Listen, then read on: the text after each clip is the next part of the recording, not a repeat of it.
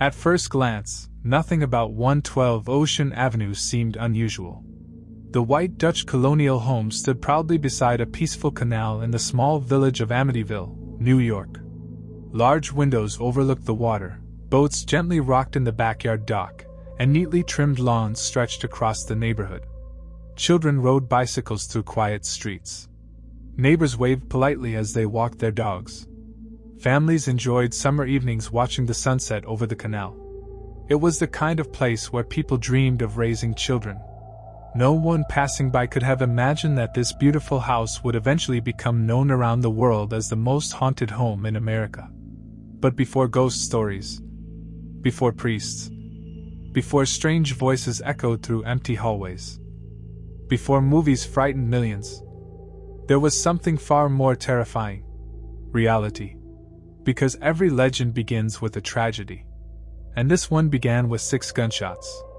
Or rather, 6 murders. To understand how everything started, we must first travel back to the early 1970s. America itself was changing. The Vietnam War divided families. Economic uncertainty spread across the country.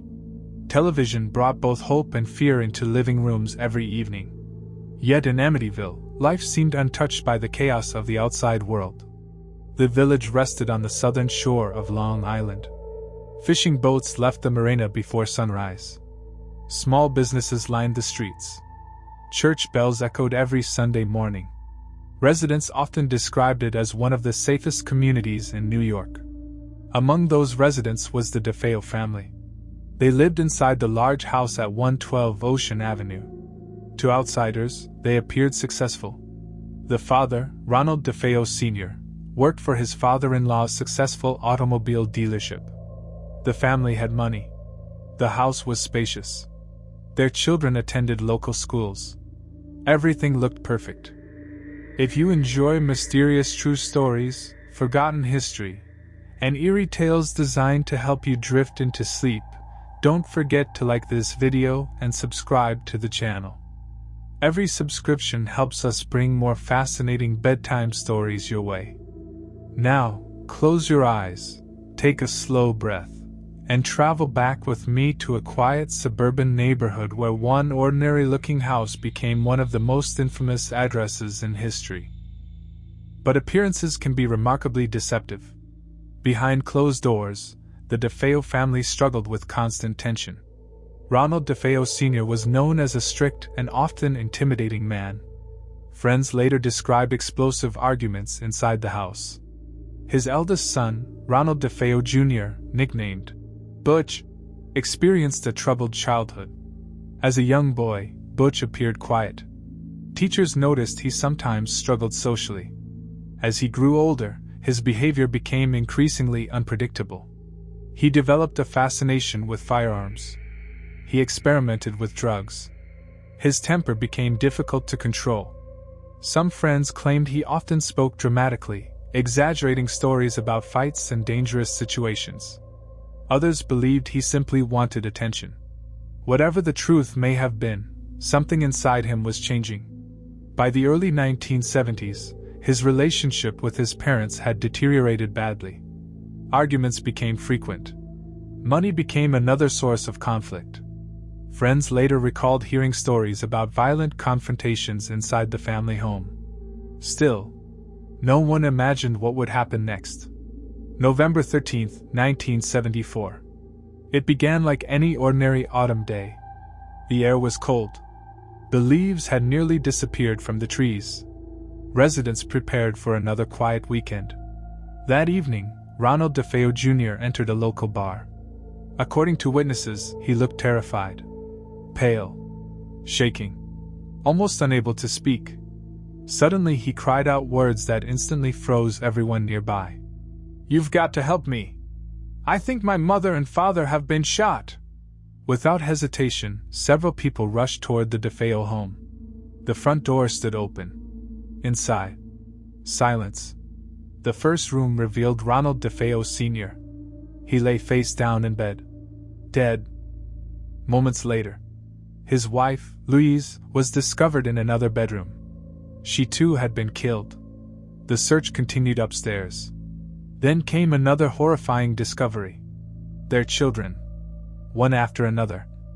Each lying face down in bed. Dawn. Allison. Mark. John Matthew.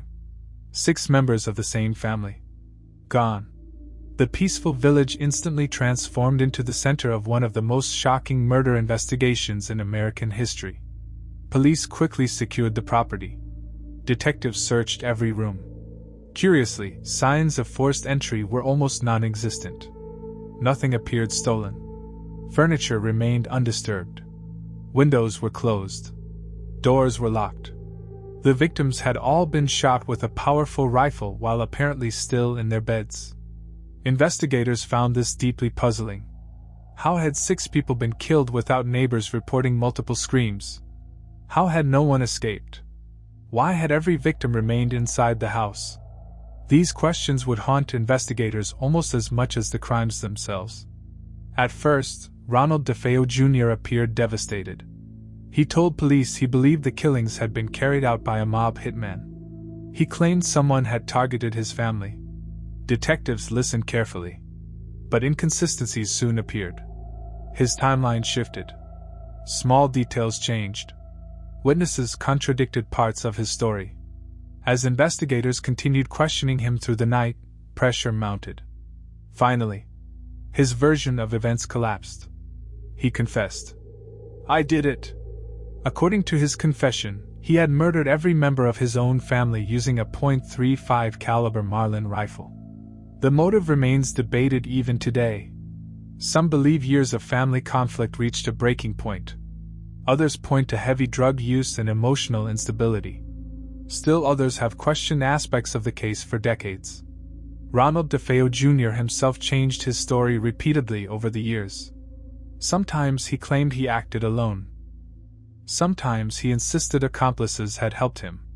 At other times he claimed mysterious voices inside the house had ordered him to kill. Those changing stories fueled endless speculation. Were they simply desperate attempts to avoid responsibility? Or had something stranger happened inside the house? The courts ultimately rejected supernatural explanations. Ronald DeFeo Jr. was convicted of 6 counts of second-degree murder and sentenced to life in prison. For most people, the story should have ended there. A terrible family tragedy. A criminal brought to justice. A house left behind. But history had other plans. Because just over 1 year later, another family would walk through the front door of 112 Ocean Avenue. They believed they had found the bargain of a lifetime. Instead, they would unknowingly create one of the greatest paranormal legends the world has ever known. The following December, the snow settled gently across Long Island. Christmas lights decorated the streets of Amityville. Children laughed as they built snowmen. The village slowly tried to move on from the unimaginable tragedy that had shaken everyone only a year before. But there was one place where no holiday lights shined. 112 Ocean Avenue. The house stood silent. Empty. Its famous quarter-circle attic windows stared out across the neighborhood like 2 unblinking eyes. For months, prospective buyers came to look at the property. Most left after learning its history. Who would willingly raise a family inside a house where 6 people had lost their lives? Real estate agents struggled to sell it. Eventually, the asking price dropped dramatically. The house, despite its size, beautiful waterfront location, swimming pool, and private boathouse, was suddenly far cheaper than any comparable home nearby. To one family, it seemed like an incredible opportunity. That family was the Lutz family. George Lutz. His wife, Kathy. And Kathy's 3 children from a previous marriage, Daniel, Christopher, and little Melissa, affectionately known as Missy. They were searching for a fresh beginning. George dreamed of giving his family a comfortable home. Kathy imagined celebrating holidays beside the fireplace. The children were excited by the spacious rooms and the backyard overlooking the canal. When they first toured the house, they were amazed. It looked almost perfect. The polished wooden floors reflected the afternoon sunlight. Large windows filled the rooms with warmth. The backyard opened directly onto the water, where boats drifted quietly with the tide. Everything about the property seemed to promise happiness. Then the real estate agent paused. There was something she was legally obligated to tell them. She explained that, just over a year earlier, 6 members of the DeFeo family had been murdered inside the house. Silence filled the room. The children exchanged nervous glances. Kathy looked toward George, waiting for his reaction. For a long moment, no one spoke. Eventually, George broke the silence. It happened before. It has nothing to do with us. He believed a house was simply wood, bricks, and concrete. A building could not remember. A building could not hate. A building could not harm anyone. The family discussed it carefully.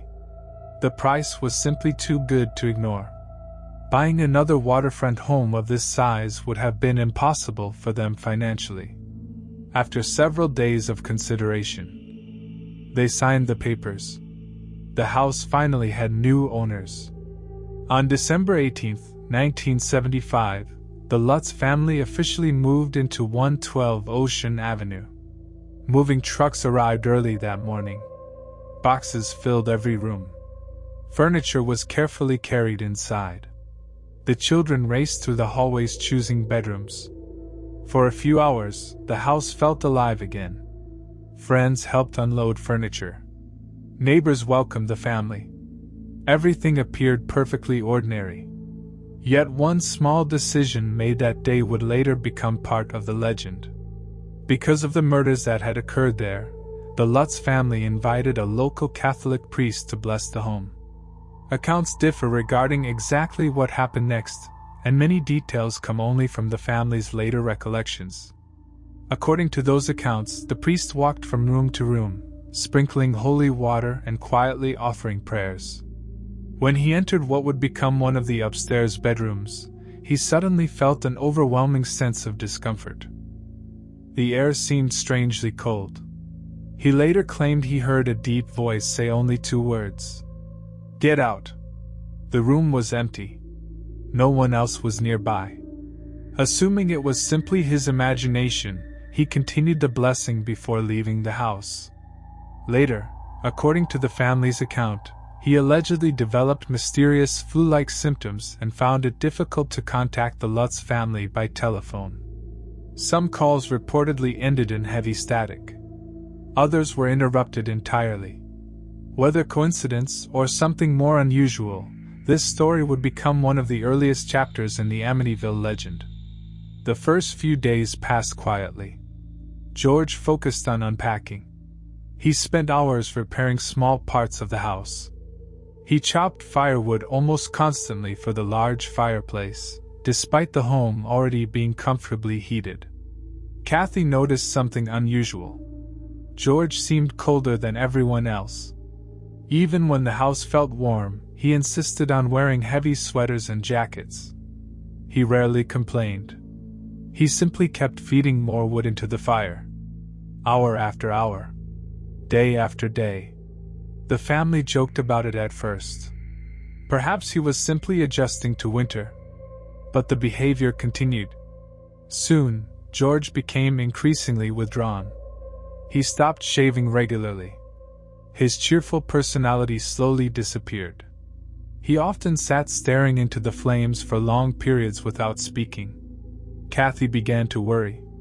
This wasn't the man she had married. Then came the smell. It appeared without warning. A powerful odor spread through certain rooms. Sometimes it resembled perfume. Other times it smelled like sewage. Occasionally it vanished before anyone could locate its source.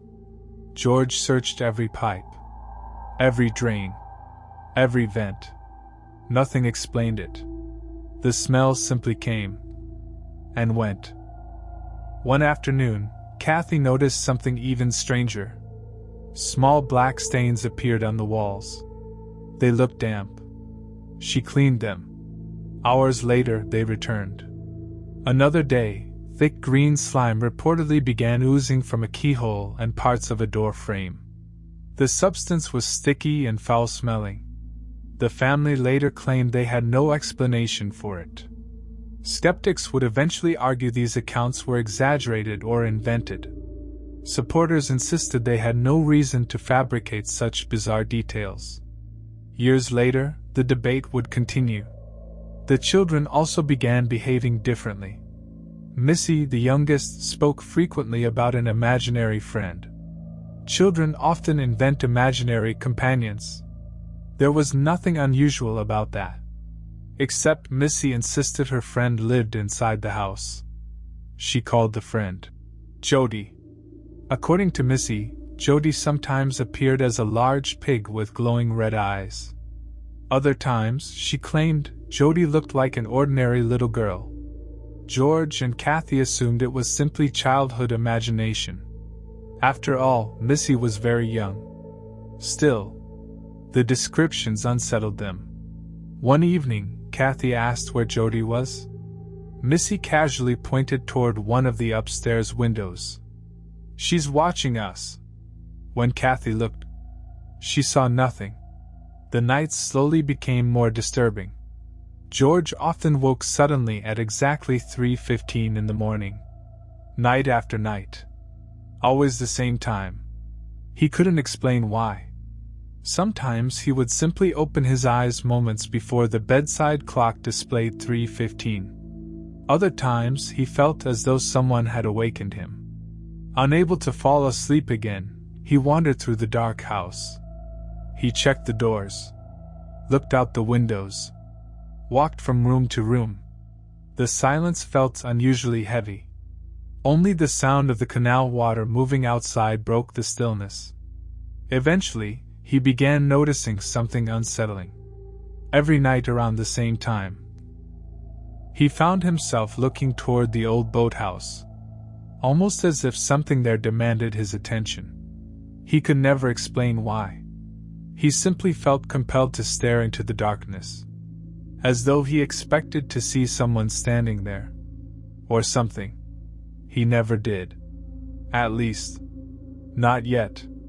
And with each passing night, the atmosphere inside 112 Ocean Avenue seemed to grow heavier, as though the house itself was slowly awakening. The days blended together, but the nights seemed to grow longer. Each sunset brought an uneasy silence that settled over the house like a heavy blanket. Outside, Amityville remained the peaceful town it had always been. Neighbors drove to work. Children walked to school. Mail was delivered every afternoon. Nothing appeared unusual. Yet inside 112 Ocean Avenue, the Lutz family later claimed that ordinary life was becoming increasingly difficult. George's personality continued to change. Friends who visited noticed that he looked exhausted. Dark circles formed beneath his eyes. His beard had grown thick and unkempt. He laughed less. He smiled less. Sometimes he would stare out the living room window for several minutes without saying a single word. Kathy tried to reassure herself. Perhaps the stress of moving into a new home was simply taking its toll. A large house required constant maintenance. There were bills to pay, repairs to complete, a family to support. Anyone could become overwhelmed. But deep inside, she sensed something wasn't right. One freezing evening, George decided to inspect the boathouse. For several nights, he had found himself staring toward it for reasons he could not explain. He grabbed a flashlight, pulled on a heavy coat, and stepped outside. The cold air bit at his face. Snow crunched beneath his boots. The canal was almost perfectly still, reflecting the pale moonlight. As he approached the boathouse, he swept the flashlight across the wooden walls. Nothing. Everything appeared exactly as it should. He checked the locks. He looked beneath the dock. He even searched inside. No one. No animals. No signs that anything had been there. Feeling slightly embarrassed, George returned to the house. Yet the strange feeling remained. He could not shake the sensation that he had been watched. According to the family's later accounts, unusual sounds soon became common. Soft footsteps echoed across the upstairs hallway. Doors gently creaked open. Furniture occasionally seemed to shift ever so slightly. Sometimes the family assumed one of the children had gotten out of bed. But when they checked, everyone was asleep. At other times, loud banging noises reportedly echoed through the walls. George searched the plumbing. He inspected the heating system. He blamed old pipes expanding in the cold weather. It was a reasonable explanation. Still, some sounds seemed impossible to locate. They came from everywhere.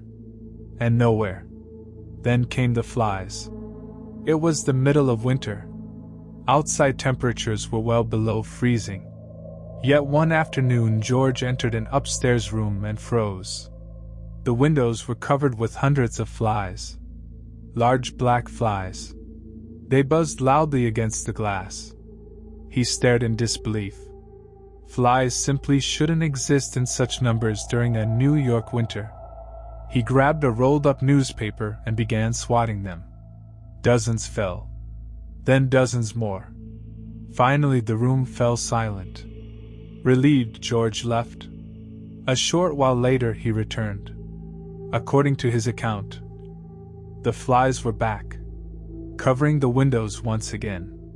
Years later, skeptics would argue that insects can occasionally gather indoors if they emerge from hidden spaces within walls or attics. Others believed the event had been exaggerated. The Lutz family insisted exactly what they described had happened.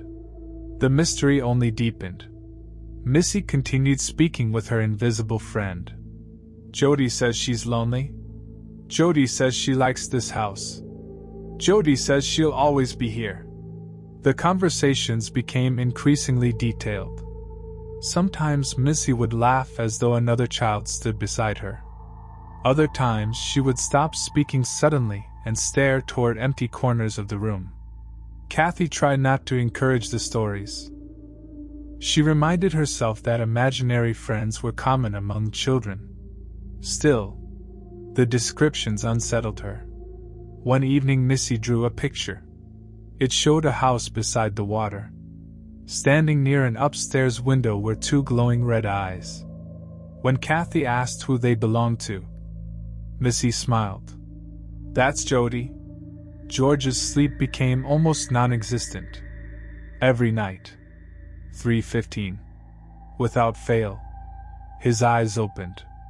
Sometimes he heard faint sounds downstairs. Other times he felt an overwhelming urge to walk through the house. One particular night he looked toward the large front windows.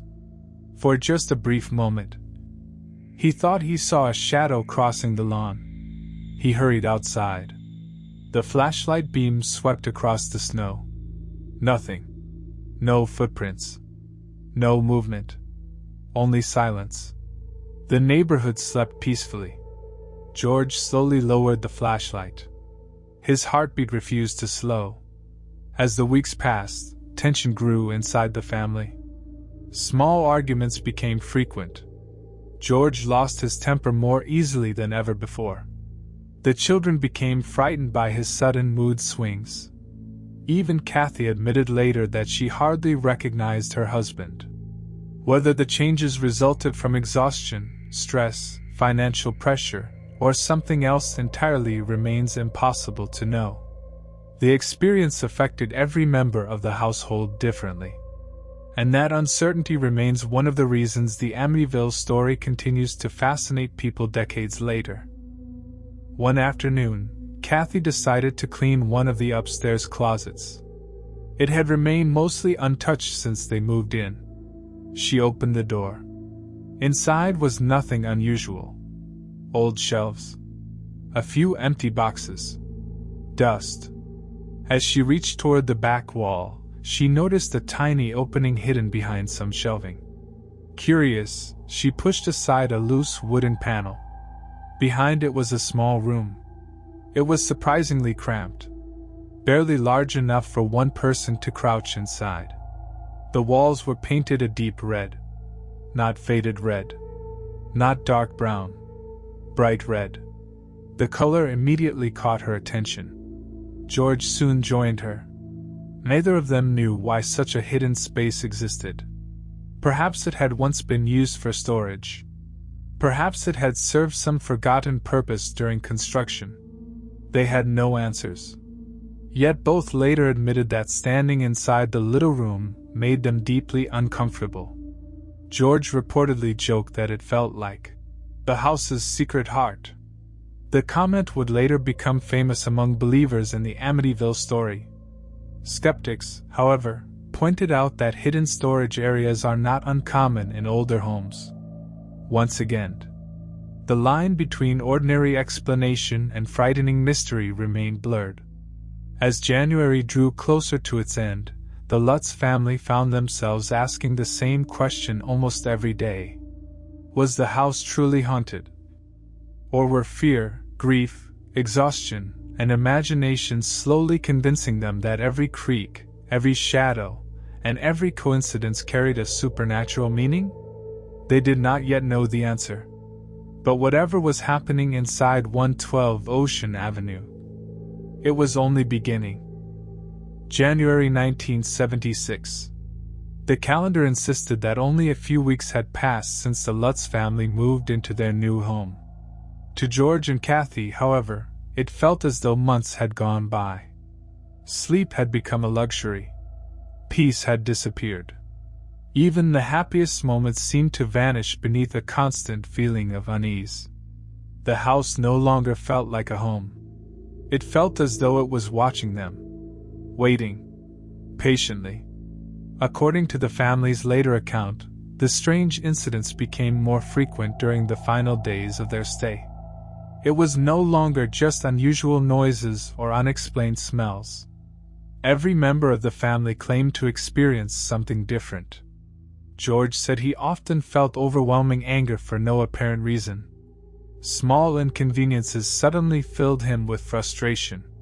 He would begin repairing something around the house only to forget what he had been doing moments later. Sometimes he caught himself standing silently in empty rooms. He couldn't remember why he had walked there. Kathy, meanwhile, later claimed she occasionally sensed someone standing just behind her. Whenever she turned, no one was there. Yet the feeling remained so vivid that she began avoiding certain parts of the house altogether, especially after sunset. The children also became increasingly frightened. Daniel later recalled feeling uncomfortable in his bedroom at night. Christopher reportedly complained about strange sounds inside the walls. Little Missy continued speaking about Jody as though she were an ordinary member of the household. "Jody doesn't want us to leave." She said it so casually that the words sent chills through Kathy. "Why would she say that?" Kathy asked gently. Missy shrugged. "Because this is Jody's house." No one answered. One evening, as heavy snow fell outside, the family gathered around the fireplace. The flames crackled softly. For a brief moment, everything seemed peaceful. George looked around the room. His wife, the children, the warm fire. It was exactly the life he had dreamed of. Then, a loud crash echoed from upstairs. Everyone froze. The sound was unmistakable. It was as though a large piece of furniture had been thrown across the floor. George immediately grabbed a flashlight. He rushed upstairs. Room after room. Nothing. Every chair remained in place. Every table untouched. The windows were locked. No signs of an intruder. No explanation. Only silence. When he returned downstairs, he simply looked at Kathy. "I don't know what made that noise." It was the first time he admitted he had no reasonable answer. As the days passed, George's nightly awakenings at 3:15 continued. He later wondered if the time held some connection to the DeFeo murders. Reports from the investigation suggested the killings had occurred in the early hours of the morning, though the exact timeline has long been debated. Whether George knew this subconsciously or whether the repeated awakening was coincidence remains unknown. Still, the pattern never seemed to break. 3:15. Every night. The tension inside the house eventually became unbearable. Friends noticed that George and Kathy looked exhausted. Family members suggested taking a vacation. Some even advised them to move. At first, George rejected the idea. Walking away from the house would mean abandoning the biggest investment of their lives. They had poured their savings into purchasing it. Leaving would create enormous financial hardship. Surely things would improve. Surely they simply needed more time. But the house offered no relief. Then came what the family would later describe as their most frightening night. Outside, a powerful winter storm swept across Long Island. Wind howled around the house. Tree branches scraped against the walls. Rain mixed with melting snow, rattling against the windows. Inside, everyone struggled to sleep. According to George and Kathy, strange noises seemed to come from every direction. Doors reportedly slammed without warning. Heavy footsteps echoed through empty hallways. The children woke crying. George later claimed he rushed from room to room trying to calm everyone, while feeling as though the entire house had become strangely alive. He described overwhelming confusion, fear, and the desperate feeling that something wanted them gone. Whether these experiences resulted from exhaustion, heightened anxiety, or something beyond explanation has never been proven. Only the family's testimony remains. As dawn approached, George made a decision. He could no longer ignore what his family was experiencing. Whatever the cause might be, real or imagined, the house was destroying their peace. He looked at Kathy. "We're leaving." There was no argument, no hesitation. She simply nodded. The children gathered only the belongings they could carry. Clothes, important documents, family photographs. Everything else stayed behind. Furniture, appliances, personal possessions. Even expensive items were left exactly where they stood. According to the family, they fled so quickly that many everyday belongings remained untouched inside the house. After only 28 days of living at 112 Ocean Avenue, the Lutz family drove away. As the house disappeared in the rearview mirror, none of them believed they would ever return. For the first time in weeks, they felt they could breathe again. Yet they had no idea that leaving the house would not end the story. In many ways, it was only the beginning. Because within months, newspapers across America would begin reporting extraordinary claims from the family. Television stations requested interviews. Journalists arrived in Amityville. Paranormal investigators became fascinated. Skeptics began asking difficult questions. Believers insisted something truly evil had occupied the house. Critics argued the entire story was nothing more than an elaborate fabrication. And before long, one ordinary home on Ocean Avenue would become one of the most famous and controversial houses in the world. The Lutz family never spent another night inside 112 Ocean Avenue. But leaving the house did not leave the house behind. For weeks after their departure, they spoke privately with friends and relatives about what they believed had happened. Some people listened with sympathy. Others dismissed the stories as the result of stress, grief, or an overactive imagination. At first, George and Kathy did not seem interested in becoming famous. They simply wanted to explain why they had abandoned the home they had worked so hard to buy. Word spread quickly through Amityville. Before long, local newspapers picked up the story. Then larger newspapers. Soon, television crews arrived. The quiet neighborhood once again found itself surrounded by cameras. The house that had already been associated with one horrific crime was now becoming associated with something else entirely. A haunting. As public interest exploded, paranormal investigators began contacting the family. Among the most well-known were Ed and Lorraine Warren, a husband and wife team who had spent years investigating reports of ghosts, hauntings, and unexplained phenomena. The Warrens believed that some locations could become deeply affected by traumatic events, and claimed that certain places seemed to retain what they described as a dark spiritual presence. After hearing the Lutz family's account, they became interested in the house. In 1976, a group of investigators visited 112 Ocean Avenue. According to those present, they conducted interviews, took photographs, and attempted to document anything unusual.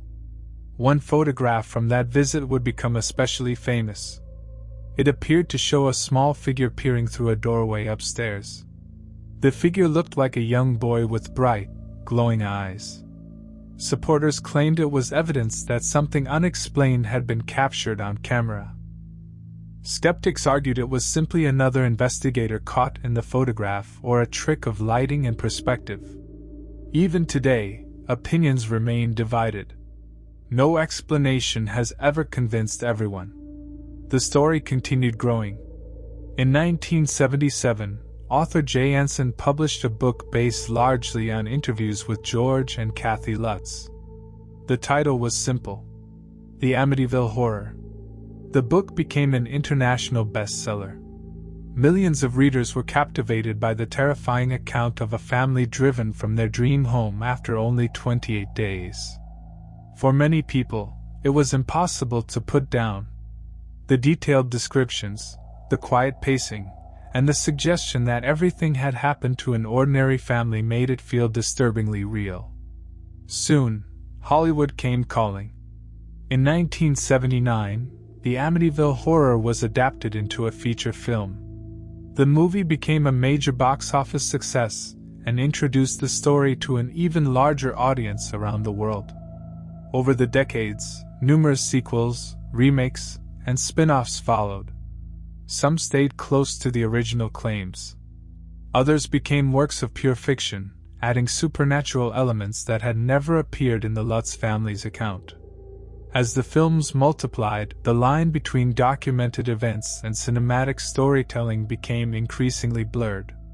Many people today know the movies, without realizing how different they are from the original story. Yet as the legend grew stronger, so did the criticism.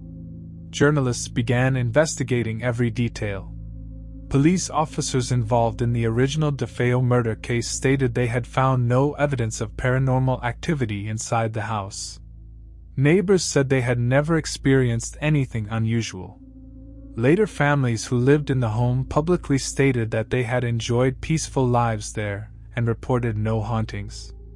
Some researchers argued that many of the dramatic events described by the Lutz family could never be independently verified. Others pointed out inconsistencies between different interviews given over the years. Then came one of the most controversial moments of all.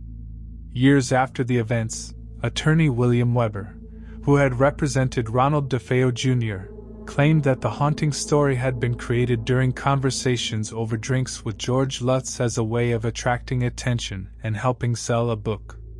George and Kathy strongly denied that accusation. They insisted until the end of their lives that they had told the truth. The disagreement only fueled the mystery further. Who was telling the truth? Was it an elaborate hoax? A family overwhelmed by stress after moving into a house with a horrific history? Or had they genuinely experienced something they could never explain? No investigation has ever produced a final answer accepted by everyone. As for the house itself, life slowly returned to normal. New owners eventually moved in. To escape the constant stream of curious visitors, the famous quarter-moon windows were redesigned, changing the appearance of the front of the house. Even the address was changed in an effort to reduce unwanted attention. Despite these changes, visitors still traveled from around the world hoping to catch a glimpse of the infamous home. The owners repeatedly asked people to respect their privacy.